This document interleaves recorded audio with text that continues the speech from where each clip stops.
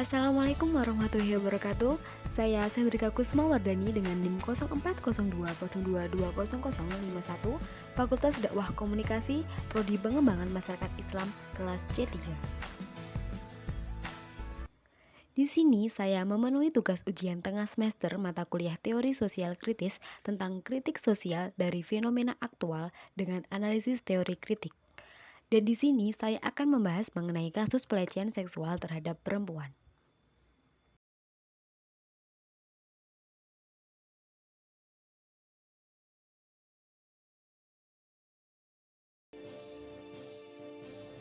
Saat ini sangat marak terjadi pelecehan seksual terhadap perempuan mulai dari anak-anak sampai orang dewasa. Pelecehan seksual adalah sebuah perilaku menyimpang atau perilaku yang tidak menyenangkan dan dapat mengganggu seseorang, bahkan dapat menimbulkan trauma, baik secara fisik maupun psikis.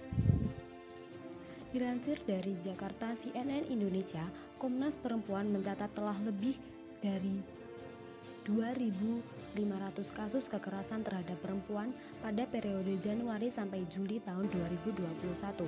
Angka itu melampaui catatan 2020 yang tercatat 2.400 kasus.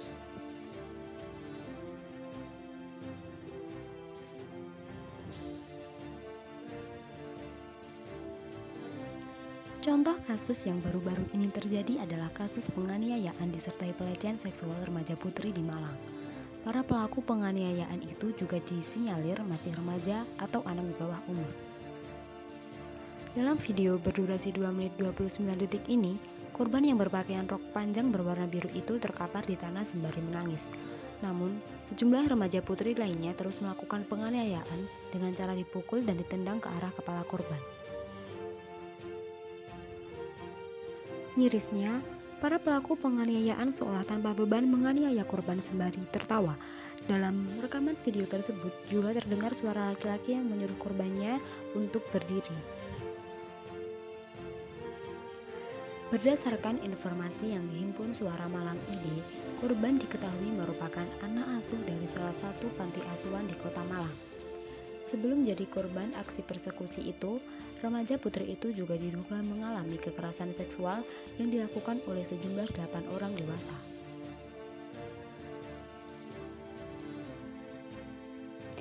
Diketahui, anak perempuan dalam video tersebut tinggal di salah satu panti asuhan di Kota Malang yang juga pondok pesantren selama 6 tahun.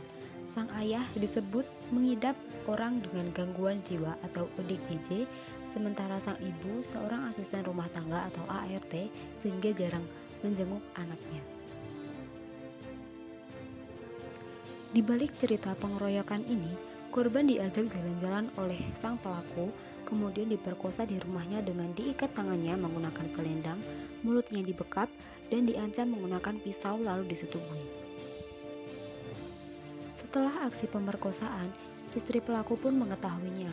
Kemudian pelaku beralasan kepada istrinya bahwa ia digoda sang anak, padahal pelaku menyuruh anak tersebut melakukan hal lain. Itulah dalih yang diutarakan kepada sang istri. Alhasil, kemarahan sang istri pun tertuju kepada anak tersebut. Kemudian sang istri menyuruh sekitar 8 remaja yang ada di sekitar panti asuhan di mana anak itu tinggal untuk mengeroyok si anak. Kedelapan remaja tersebut termakan omongan istri pelaku yang mengatakan bahwa si anak menggoda suaminya. Dari situlah, akhirnya ke-8 pelaku ini menendang kepala anak 13 tahun ini hingga menyundut kakinya menggunakan rokok. Anak ini jadi korban pelecehan seksual.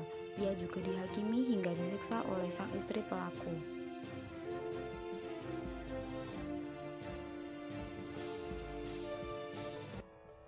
Dari kasus tersebut, kita belajar bahwa kita harus selalu berhati-hati dan selektif dalam memilih teman bergaul, karena dengan siapapun pergaulan itu dilakukan, maka akan sangat berpengaruh bagi kehidupan kita. Dan juga jangan terlalu percaya kepada orang. Banyak orang dengan karakteristik berbeda dalam kehidupannya. Jadi jangan percaya dengan janji manis yang diucapkan oleh orang, terutama orang yang baru dikenal. Untuk orang tua harus selalu memperdulikan anaknya, mengingat saat ini era pergaulan sudah semakin bebas seiring dengan berkembangnya teknologi. Selayaknya anak harus diberi pengawasan dan pemahaman akan pergaulan dan aturan-aturan yang berada di masyarakat. Pendidikan akan agama dan panutan yang konsisten akan dapat mencegah anak dari perilaku yang tidak bertanggung jawab. Untuk para lelaki, berpikirlah dengan bijak bahwa perempuan adalah orang yang penting dalam mencetak generasi kita selanjutnya. Apakah sebegitu tidak berharganya? Sebegitu murahnya? Begitu rendahnyakah wanita di mata kalian? Saya tidak bilang dan berpikir bahwa semua lelaki itu sama. Tapi, jika kasus seperti ini tidak ditindak tegas oleh pemerintah dan untuk orang yang beruang bisa bebas akan kasus seperti ini, semakin banyak wanita yang menderita dan depresi akibat nafsu bejat para lelaki. Tolong berpikirlah terlebih dahulu sebelum bertindak. Pikirkanlah jika wanita itu adalah ibu atau anak dari kalian. Kendalikanlah nafsu kalian. Kalian bukanlah hewan, tetapi manusia.